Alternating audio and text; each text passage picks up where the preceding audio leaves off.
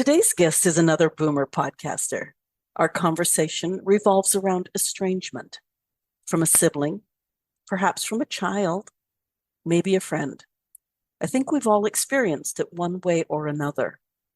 Often it's a source of embarrassment or shame, so we don't want to talk about it. And stay tuned to the end as we discuss the world of podcasting for boomers. It's a passion project for both of us, apparently. Wendy and I are trying to spread the word. Maybe you can help. Or should I say, maybe you can help? Listen now.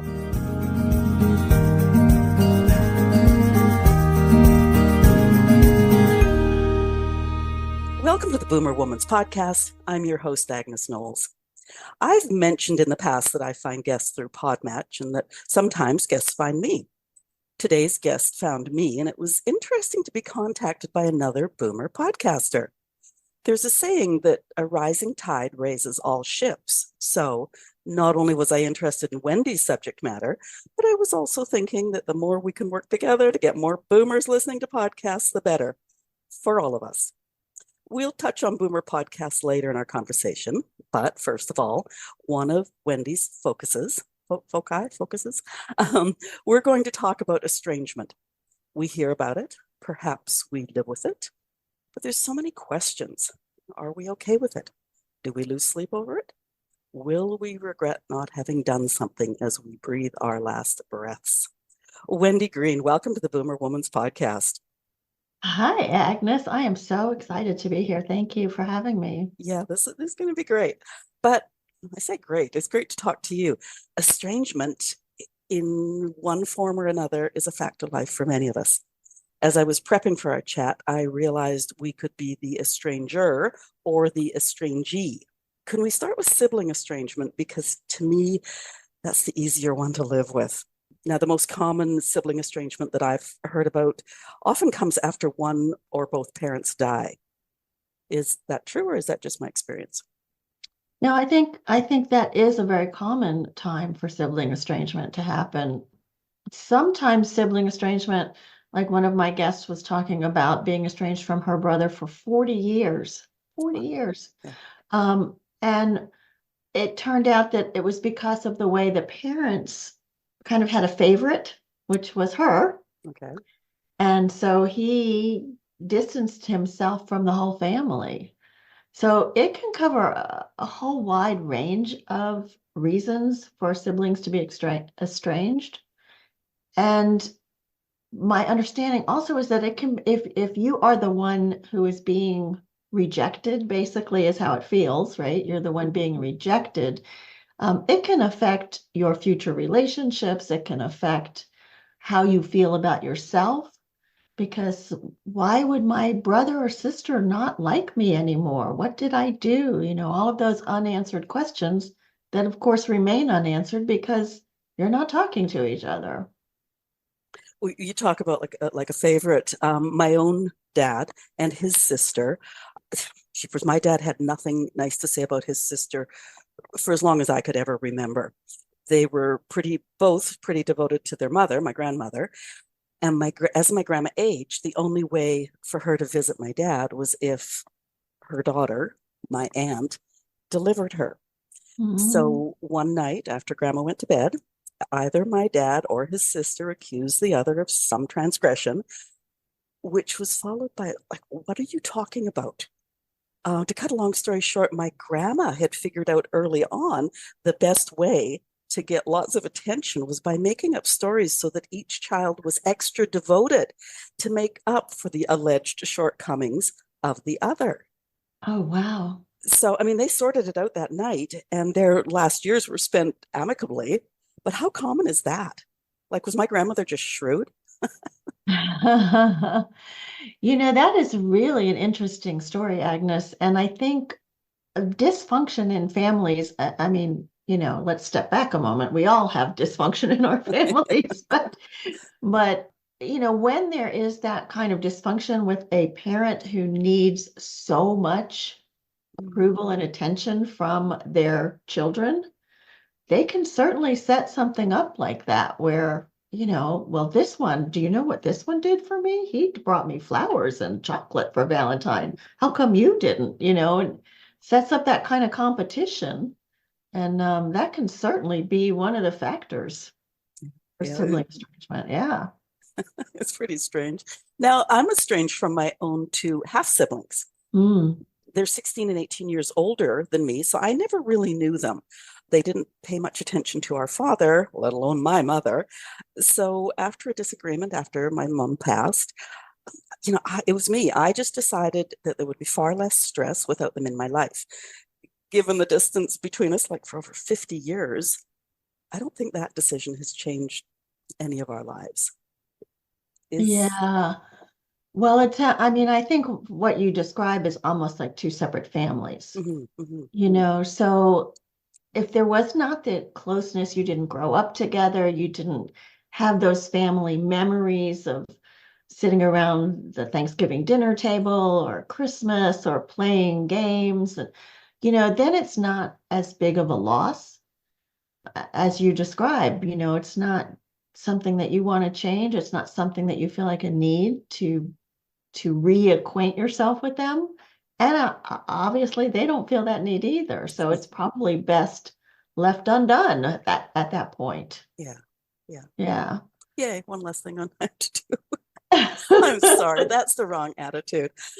Yeah, yeah. Well, it isn't, it isn't, right? Because if it's toxic for you, or if it doesn't bring you good, warm, loving feelings, then maybe it's not worth the effort just to feel let down again, that they never accepted you in the first place as a half sibling. Yeah, yeah. There's a whole story there, but and I'll keep going. I was washing dishes earlier this morning, and I do my best thinking, either walking or washing dishes, it appears. I realized there's also guilt by association. So perhaps two siblings, so say I have two siblings that are estranged from each other, one of them might decide that I'm a bit too close to that estranged sibling. So they don't talk to me either. That's really hard. And what do we do about that?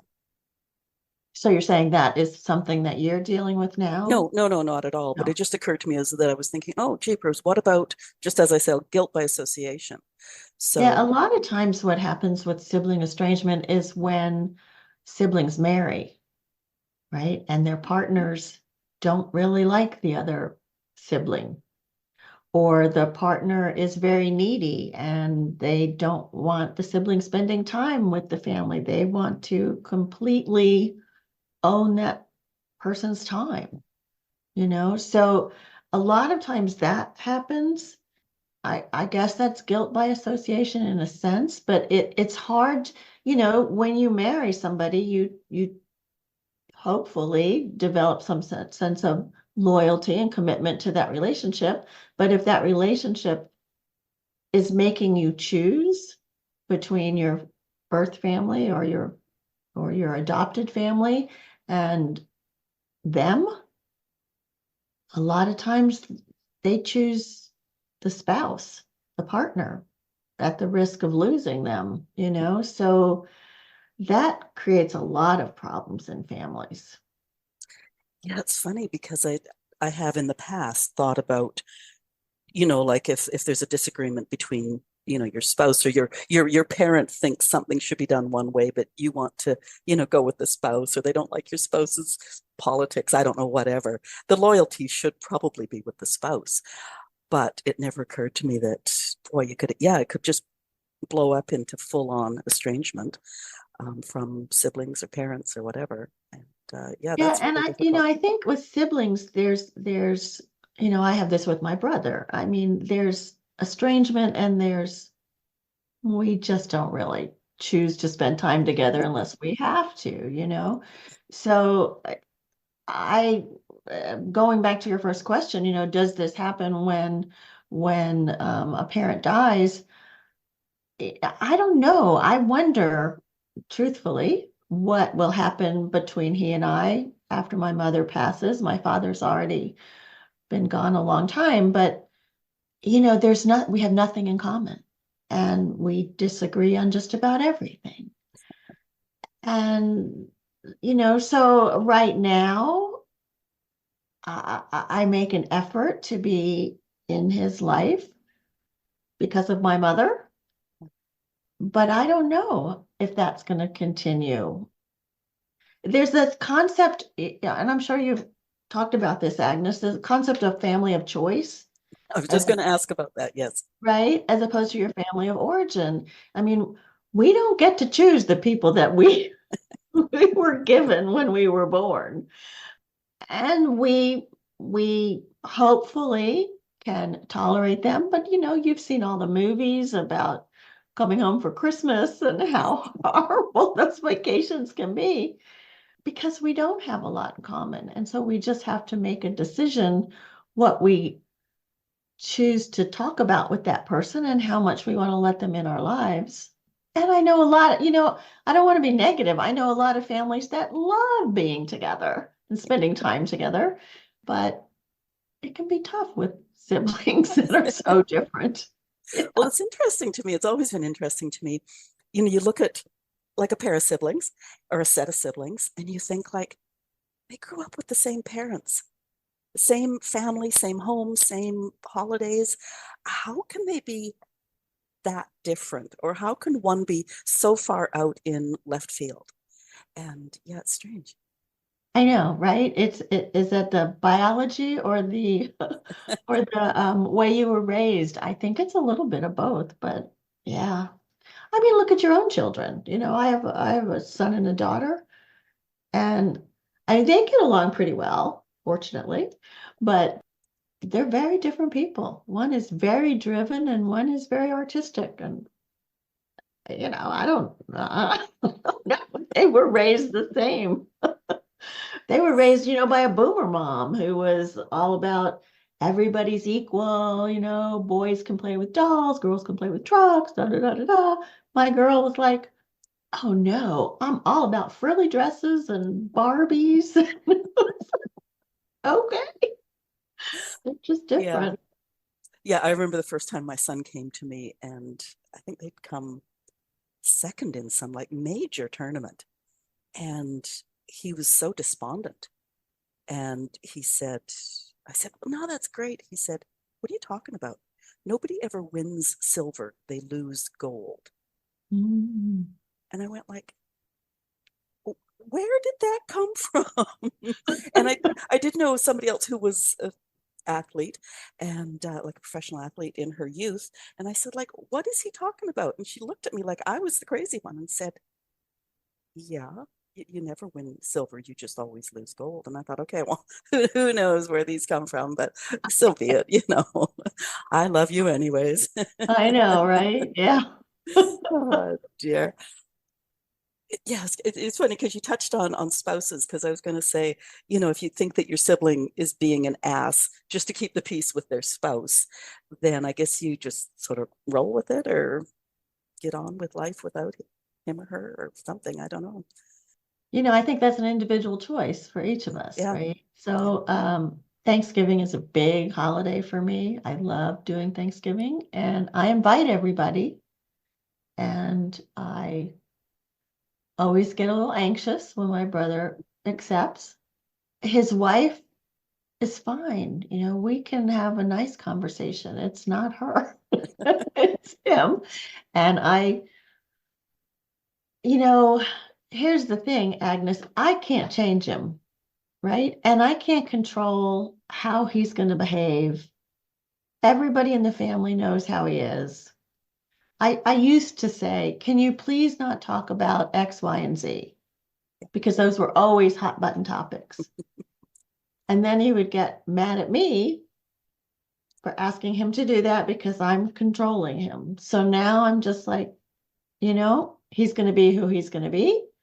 We will see him for an hour at Thanksgiving and then he'll leave. And I've done my I've done my part of being a good sister. Well, it's funny. The Pollyanna in me went, wait a minute, he accepts the invitations. So I guess the door isn't completely closed. But speaking of doors, how does one open the door for reconciliation? We'll Ooh, talk like siblings. Oh, If great it's question. bothering you that your sibling won't speak with you or gets nasty whenever you're together, but that really doesn't sit well with you, how do you Yeah, handle? that is a great question. It takes both parties to want to reconcile. I could want to be able to have a nice conversation with him, a good time with his family. But if he doesn't want that, it's not something I can do on my own. If he chooses to want to continue to have a relationship with me, then we have to sit down together face to face and agree what we can talk about and what we can't talk about without getting angry, and agree on, like, is there a trigger word? Is there something that we need to be aware of? So if one of us says something that the other takes as offensive, we need to be agreeing that, all right, I hear what you say. I'm sorry. I won't go down that path. Really hard to do because of the emotional strain of trying to really watch what you say all the time. And typically, Agnes, there's a trigger that brings you to that point of being willing to sit down face to face and have that conversation. Maybe somebody's parent died, maybe somebody got sick, and they realize, wow, I want to heal this before it's too late. Maybe they've gotten divorced and now they're despondent, or they lost a job and they're despondent, so it's usually a trigger that causes the one sibling to reach out to the other and say, I'm ready to try and heal this. Would you be willing? Yeah, and Yeah, I just had a question on my notes for later. Like, if somebody is absolutely not willing to even consider a reconciliation, then you can't do you it have then. to figure out a way to deal with your own hurt then. Exactly. Exactly. You can't do it yourself. Just like any relationship, right? You can't fix it yourself. You can fix yourself. You can change your perception of it. You can say, I'm an okay person. Just because they don't want to reconcile with me, that's on them. That doesn't mean I'm not a nice person or I'm not a caring person. No, we're always perfect. I'm a legend in my own mind. Okay, I started with sibling estrangement. I said that was the easier one, and part of that was because I cannot imagine being part of a parent-adult-child estrangement. Now, at this age, we could be the adult child or we could be the parent. What are some of the reasons for that estrangement? Let's start. If we're the adult child, our parents are well into their 80s or 90s by now. Is there any chance of bringing them around, or do we have to make all the compromises? Oh, I think with our parents, it's less likely that we are estranged than it is with our children.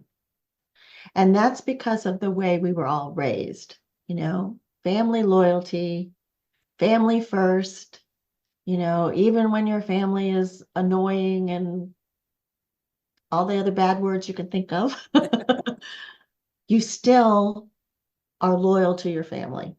We were raised that way, Point. Yeah. right?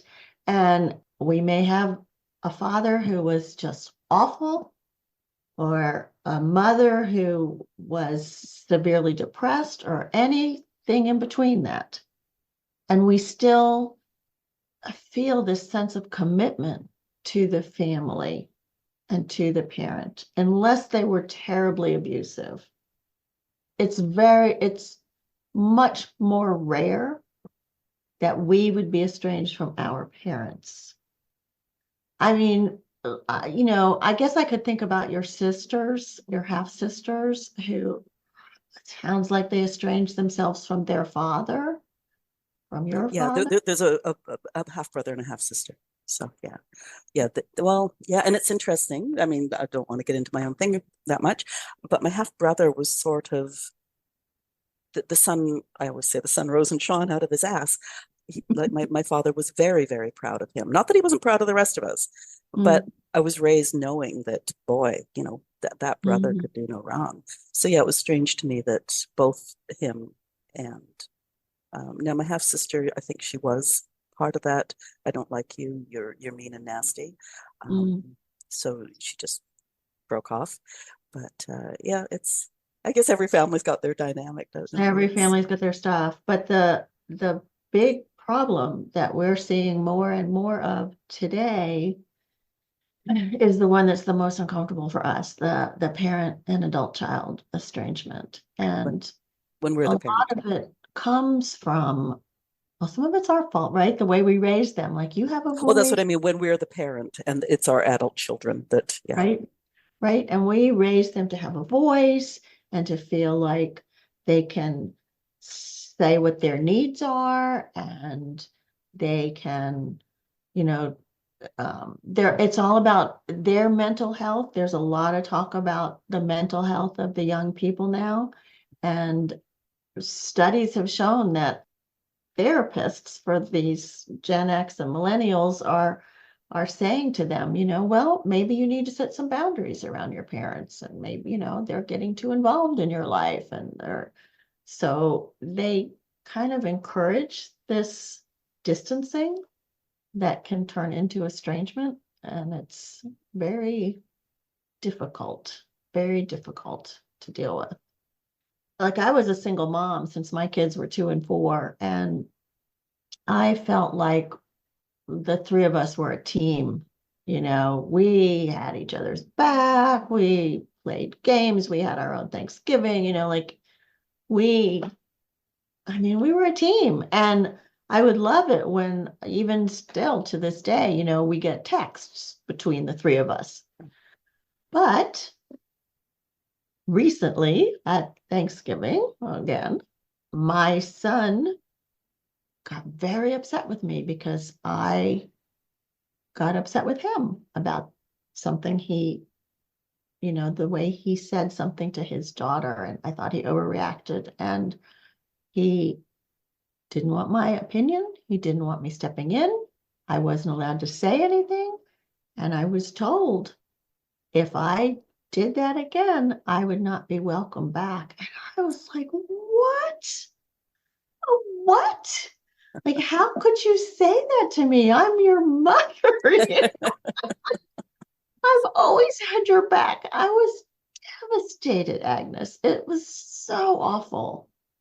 And it took us a while and it's hard, as the parent, we have to recognize that and when this generation, that they don't want our advice.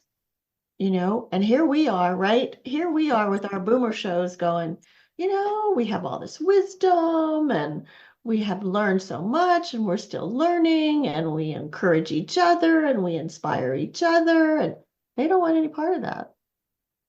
They want to forge their own path and develop their own wisdom. And maybe they'll ask at some point, but they don't want it now.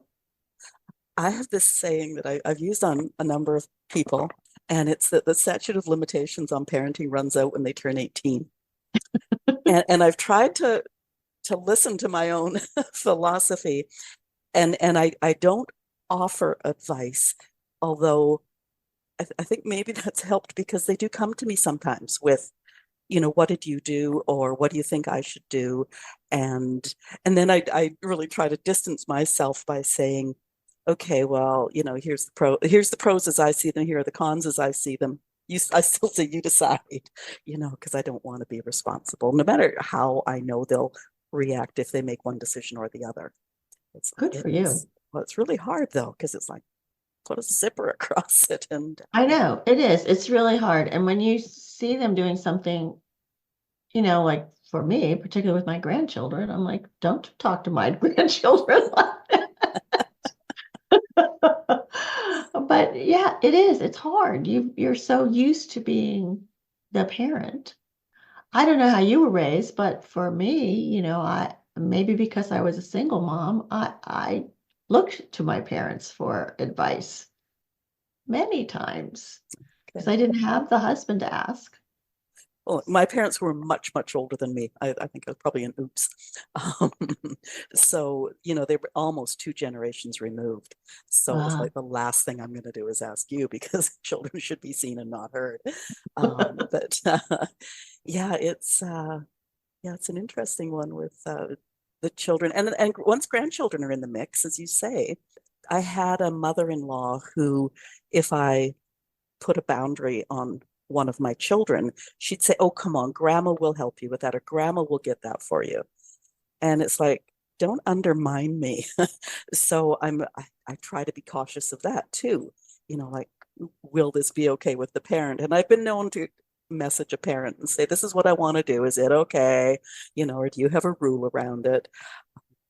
And yeah, well, you're very wise to learn that because many parents don't, and they're shocked. Like I was shocked when their children suddenly push back and put up a boundary.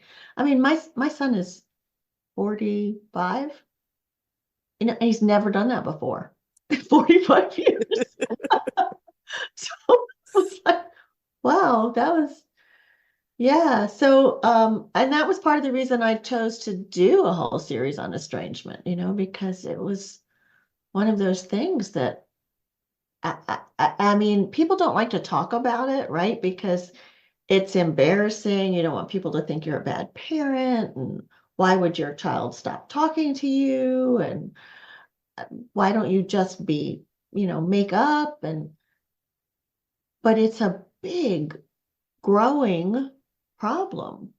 And parents don't seem to know how to come back because I think a lot of what you have to do, I mean, you've set it up right. You want to set it up so that your kids come to you and you're not offering advice unless you're asked. That's obviously the best, and you probably won't be estranged.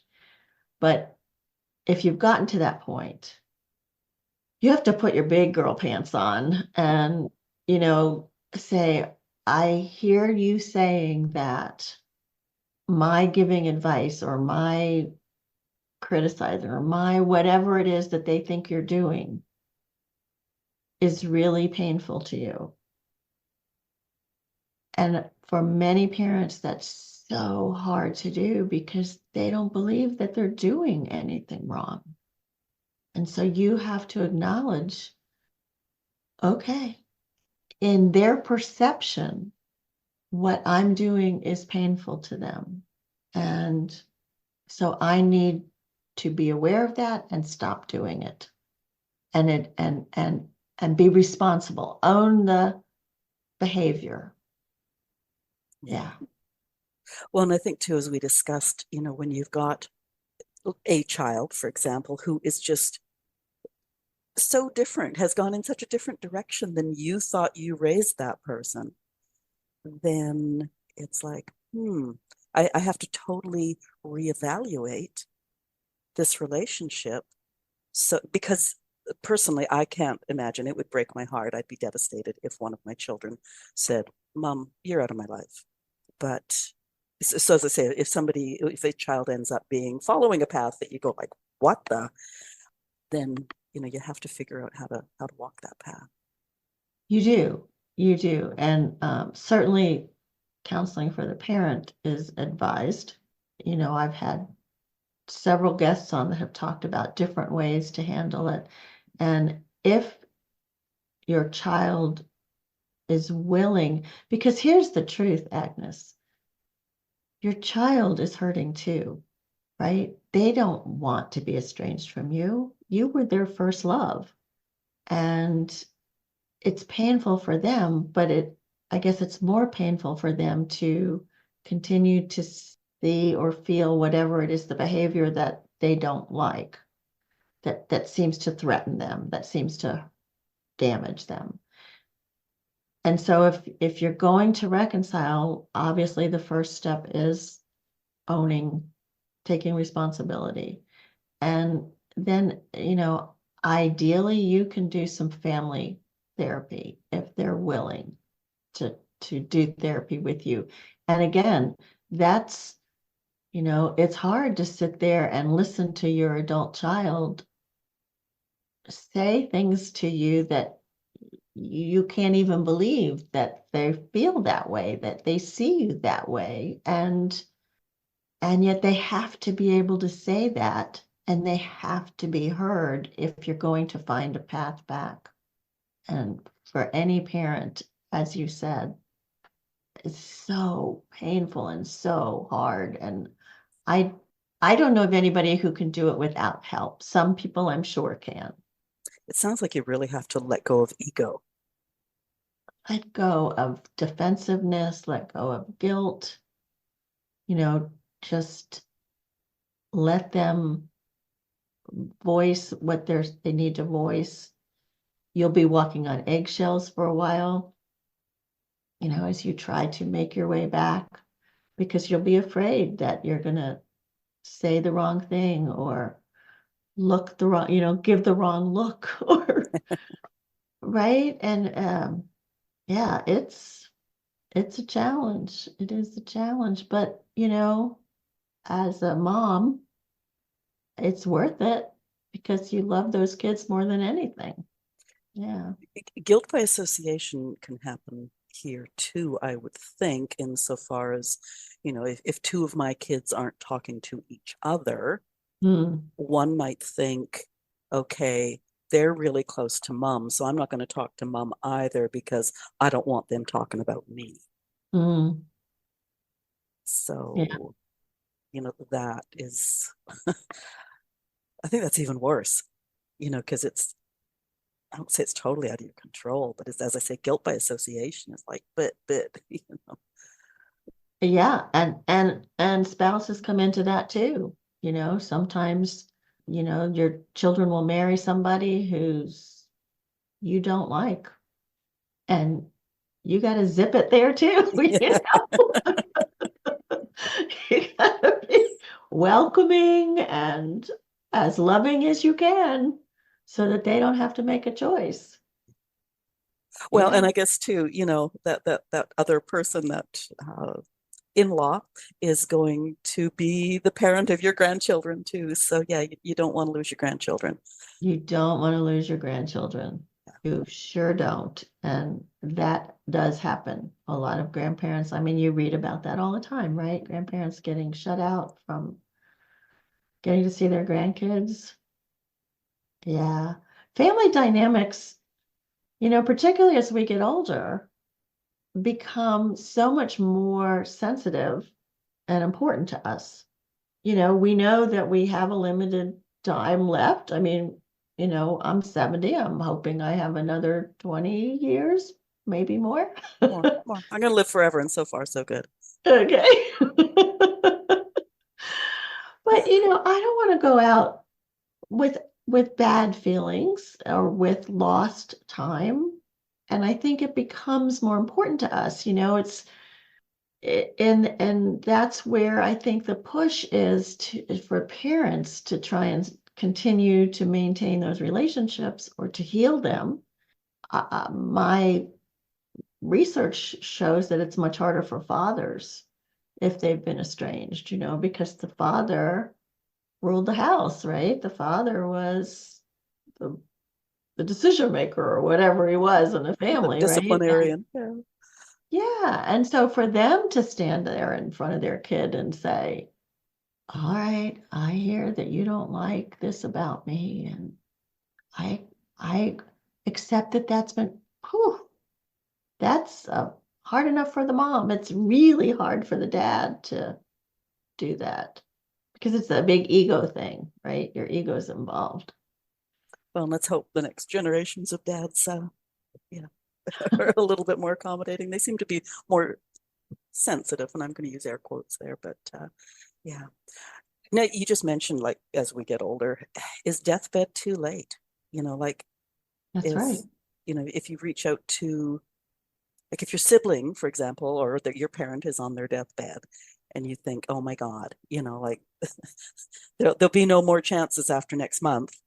I'll suck it up now and go and do something because I don't want to feel guilty after they die. Or if it's us on our deathbed, and reaching out to siblings or children. Do you have opinions about deathbeds? Uh, deathbed. I hope I die short. I don't lie there very long on my deathbed.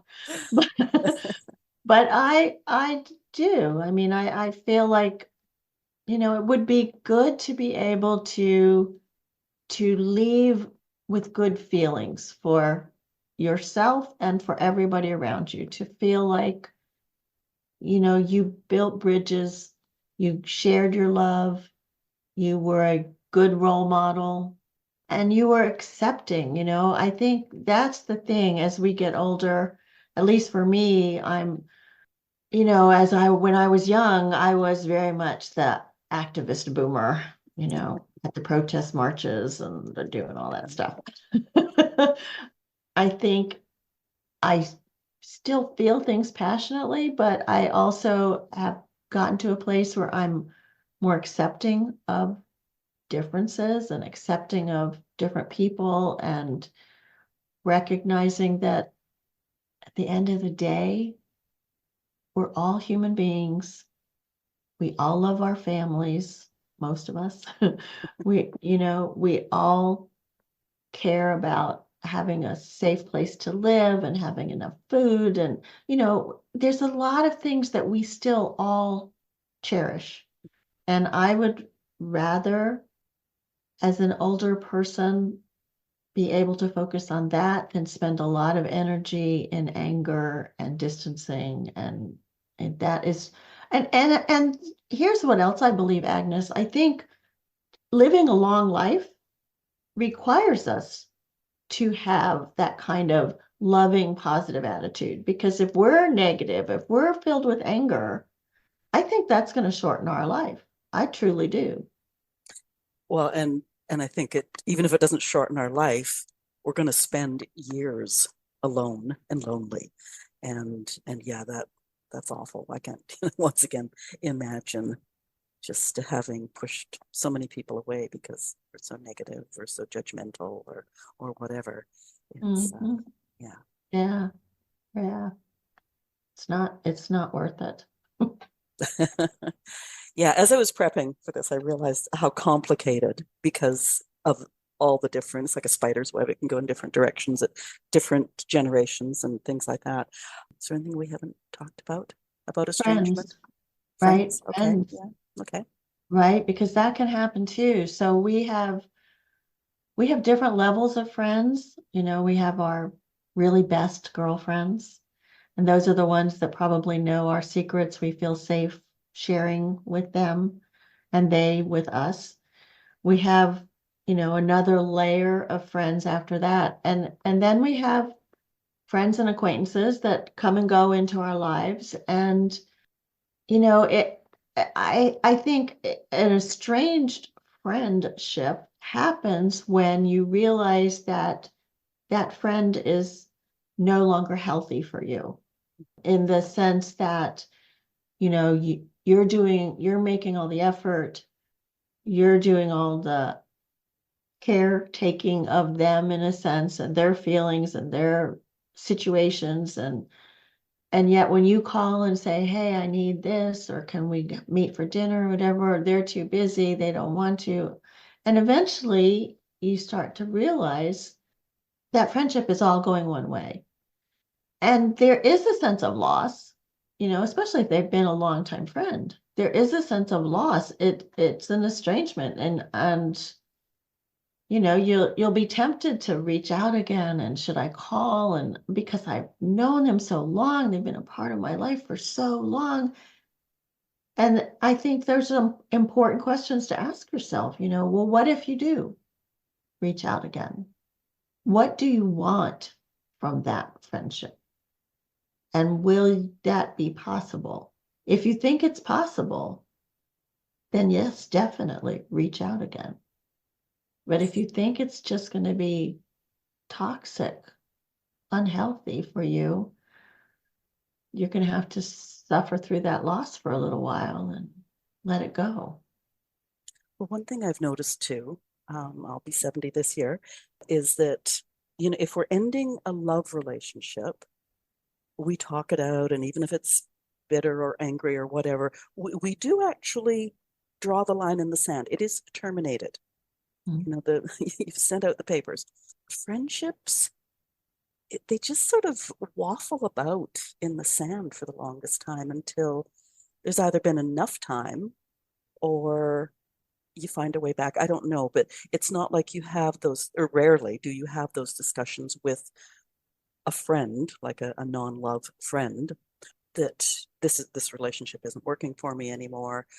This is the only way I can see it working. If you can't see that, then, like for my own health, I need to terminate it. We don't have those conversations with friends. You're right. Typically, we ghost them. Yeah. Yeah. Right.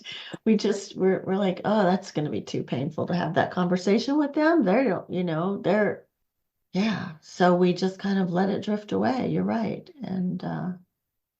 And if they still need us, then they'll still be trying to be a friend. And then there's the guilt, right? Oh, they're trying to reach out and I don't want to return that call. And so if you're in that situation, ideally you will have that closure conversation, especially if they keep reaching out to you and now you're feeling so guilty. But you're right. Most of the time with a friendship, it kind of drifts away, unless they've been one of your very, very close friends. If they have been one of your very, very close friends, typically there'll be something said about why this can't continue. Maybe you both have, I mean, we're 70, Agnes, and if we've known them since we're 30, things change, maybe we're on completely different paths now, or we've moved to different areas of the country, and, for whatever reason, it may not be that it's unhealthy, it's just not practical anymore. It's funny. As we talk, I'm thinking, oh, there's this or there's this, as if we could talk for hours. But I want to spend a little bit of time. I'm looking at the clock here. Podcasts. Let's talk about getting boomers listening to boomer podcasts or any podcasts. Whew. You recently posted a meme, which I shared, about getting more boomers to listen to podcasts. I know so many people who listen to talk radio, but don't understand that on podcasts, you can choose your listening content, not just take whatever the radio gives you. I know. I went to the podcast movement conference this summer in Denver, and they did a big presentation about who listens to podcasts, and our demographic is very small.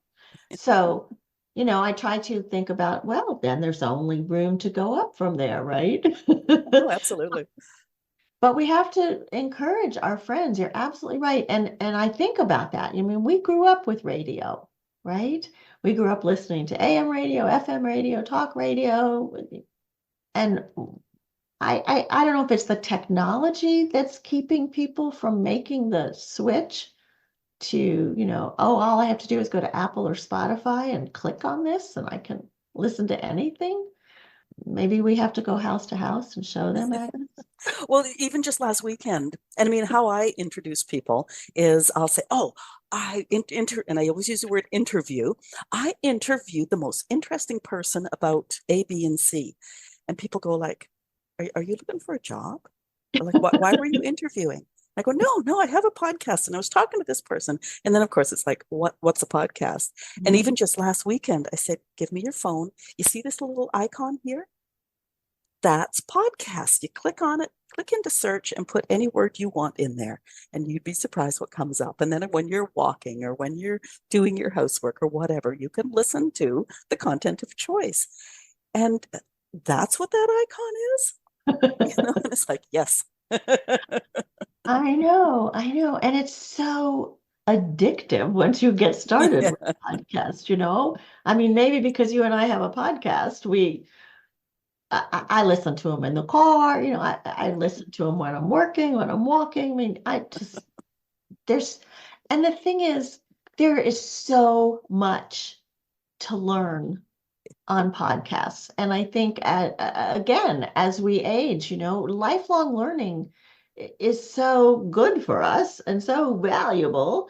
And I mean, it's anything. You want to know about bugs, you want to know about cooking, you want to know about life as a boomer, there's any particular topic that you might think of, there's a Well, podcast for that. yeah.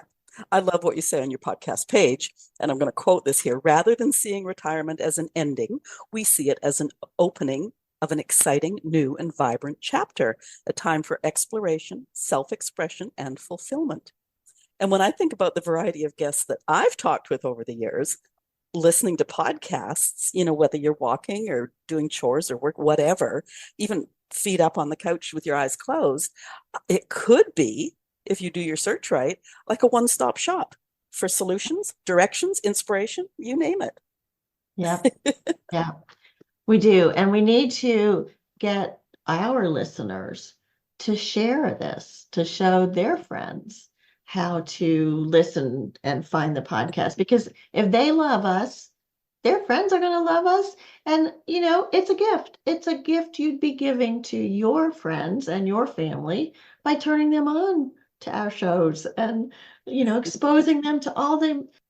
I mean, is this not the most fun that you've had? You meet the most interesting people all the time Yeah. And from around the world. from around the world. Yeah. I Yeah. know. And why do we don't want to keep that to ourselves? Well, I don't know about you, but I don't make any money off my podcast. I do it just because I get to talk to you. I talked to somebody a couple of days ago. I talked to two men last Friday. I'm talking to somebody else later today. It's interesting. It's so much fun. And So much fun. It's the most fun I've ever had as far as a job. I don't make money. I mean, I'm trying to figure out how to do that a little bit, but I do it for love. I yeah, do. And I love the people that I meet. They're just, I learn something every day. Like, what could be better than that? yeah, yeah. Tell us about some of your guests. Oh, gosh. Well, so we just finished that estrangement series, Okay. and now we're starting to talk about caregiving. So we talked to somebody last week about being a caregiver for someone with Parkinson's, which was Mm. pretty tough. This coming Monday, we're going to be talking about solo aging. And, the truth is, we all will be solo agers if we live long enough. And so, what do you have to do to get ready for that? And think about your friends. Are they going to need your help? And how much are you willing to help? And those kinds of things. And then, oh, this will be interesting. You talked to Rob Schwartz, the Oh, right. True Yes. Yeah. Story, Yeah. right? So Rob is going to come back on, and we're going to talk about our experiences caregiving for our fathers. Oh, okay. Yeah, so that'll be good. And then we're talking about great divorce and reintroducing new people to families if you decide to start another relationship. We talk about health. So I'm doing topics this year. I've done a lot of reinvention work and amazing things that people have done. But I think turning 70 this year, it was like, wow, okay, there's a lot of things we need to start to think about and get in order. Yeah, yeah, yeah. I have a theme for this year, and I keep it right in front of my desk. And it's just that was then, this is now. Create your own next chapter. There you go. Because as you said, we might have 10 years, we might have 30, 40 years. Who knows Who today? knows? So let's stay active and vibrant. And yeah, yeah. Absolutely. Now you Yeah. also have, mentioned earlier, Boomer Banter and Boomer Believers. What's that? Yeah. So those are monthly gatherings that I offer to my listeners. So the Boomer Banter is like a community meeting over Zoom. And I always have a theme. And we get together and we talk about the theme. And it's been really nice, Agnes. We've built some nice friendships and, we reach out to each other for something's happening. And it's just been a nice community building kind of thing. The Boomer Believers is something I just started. And that's where my listeners can once a month meet over Zoom with one of the guests. and be able to have, conversation with them, ask them some of the questions that they felt didn't get answered in the show, and get to know them a little bit more on a more intimate level. So that is pretty exciting. People are really looking forward to talking to some of the guests. Yeah, yeah. I've often been ending the podcast by saying, obviously leave comments, blah, blah, blah. And I do say, what question did I not ask our guest? But yeah, I don't get much response in the way of comments and things like that. So No, I know. I've heard you do that, and yeah, I know. And people see they turn it off, right? They're done. We're yeah, done. yeah, But yeah, I find that people really do like that. I mean, of course, we have to, we're the podcast host, right? We have to start the conversation and reintroduce the guest and ask the first question. But after that, I find people just jump right in with questions. And oh, that's great. yeah, and so those are my membership things. I do those through, are you familiar with Buy Me a Coffee? Oh, yeah, I've heard of it. Yeah. Okay, so they sign up through Buy Me a Coffee. I love that. And it's a membership. So once a month, they get to be part of this, and it's a way to make a little bit of money. It Yeah, certainly isn't ever going to make me, you know, much more Elon. than a coffee. That's right. Coffee's I'll be able expensive to get a nowadays. Starbucks. Okay, I think we both get so excited talking about podcasts, but before we close, give our listeners your best pitch for podcasts that they can share with their friends. And I edit, so you can take your time thinking about this. Well, let me see. I just wrote one. Where did I? Oh, I said, so Hey Boomer is a podcast where candid conversations meet lifelong learning tailored for the active and discerning over 60 crowd. We meet every week, and I go live. I go live on Facebook, LinkedIn, and YouTube before I take it out to the podcast. And I interview guests on topics, like I said, about family relationships and health and divorce and caregiving and the things that we need to really pay attention to and be aware of as we age so that we can age thoughtfully and healthfully and with gratitude. love that word. Okay, where do we find you on the World Wide Web? My website is heyboomer.biz, B-I-Z. And it's Hey Boomer is the podcast name. You can find it on any of the podcast players.